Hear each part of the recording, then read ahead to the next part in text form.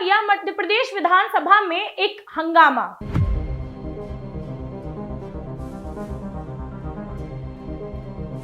क्या सच में ये विचारों का मतभेद है या फिर कोई राजनीतिक विवाद?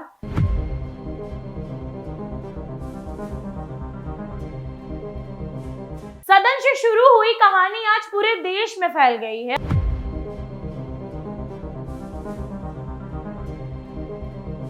और इतनी बढ़ गई कि मुख्यमंत्री मोहन यादव के माफी मांगने पर भी क्यों बढ़ता चला गया विवाद।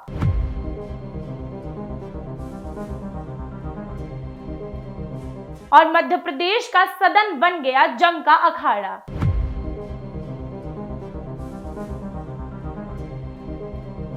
नमस्कार, मेरा नाम है गौरांगी गुप्ता और आप देख रहे हैं हेडलाइन फोकस। आज की खबर मध्य प्रदेश की विधानसभा से शुरू हुई एक विवाद पर जुड़ी हुई है।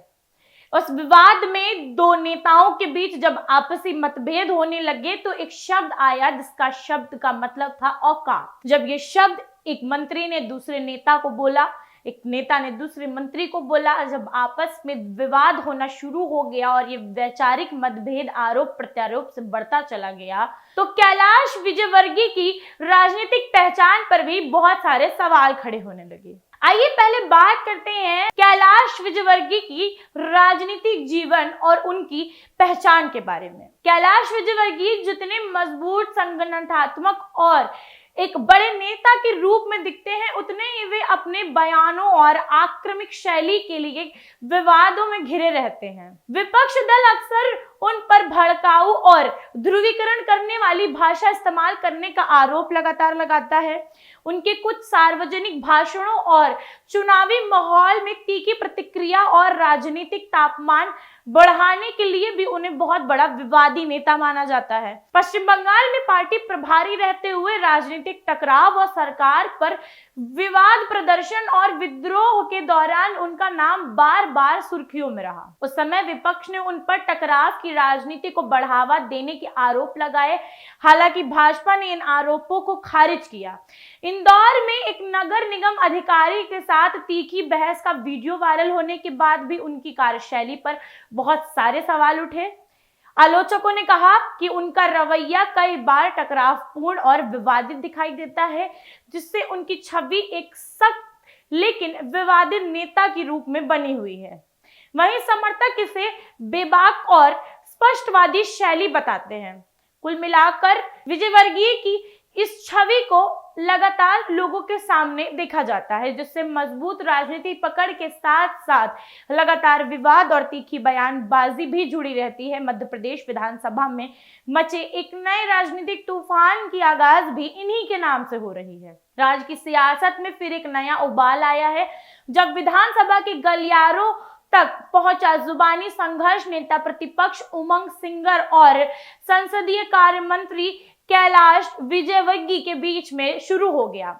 मामला शुरू हुआ एक शब्द से, औकात शब्द के इस्तेमाल से, और अब इसे केवल शब्द तक सीमित नहीं रखा जा रहा है बल्कि इसे एक विवाद का मुद्दा बना दिया गया है।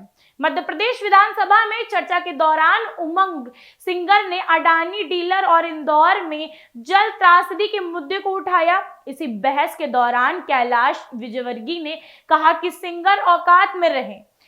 इस एक शब्द ने सदन में बहुत बड़ा हंगामा खड़ा कर दिया और मामला निजी मामलों तक बढ़ता चला गया। उमंग सिंगर ने पलटवार करते हुए तंज कसने के अंदाज में कहा कि कैलाश जी उम्रदार राज हैं, उन्हें अब सदन में पहलवानी नहीं करनी चाहिए।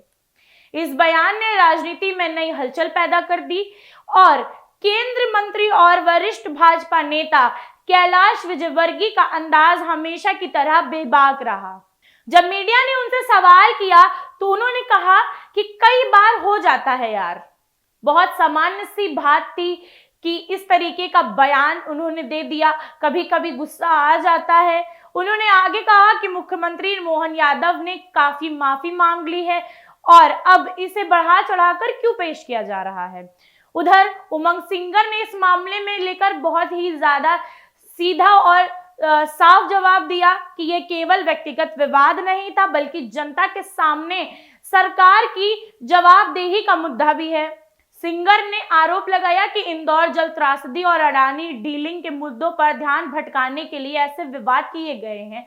उन्होंने वरिष्ठ नेता के रूप में उन पर कई और सारे आरोप लगाए और कहा कि कैलाश जब ऐसी भाषा का इस्तेमाल करते हैं तो उनकी मानसिक स्थिति और नेतृत्व क्षमता पर एक बहुत बड़ा सवाल खड़ा हो जाता है। मध्य प्रदेश के मुख्यमंत्री मोहन यादव ने सदन में स्थिति को असहज बताते हुए माफी मांगी और उन्होंने कहा कि उन्होंने कोई भी शब्द जानबूझकर नहीं कहा और यदि किसी को कष्ट हुआ तो उन्हें बहुत खेद है। उमंग सिंगर ने भी मुख्यमंत्री के बयान का सम्मान किया और कहा कि अगर उनकी ओर से कुछ हुआ तो वह भी अफसोस व्यक्त करते हैं। इस पूरे विवाद ने मध्य प्रदेश विधानसभा अध्यक्ष नरेंद्र सिंह तोमर को भी चिंतित कर दिया। उन्होंने कहा कि अनुभवी नेताओं द्वारा हदें पार करना चिंता का विषय है।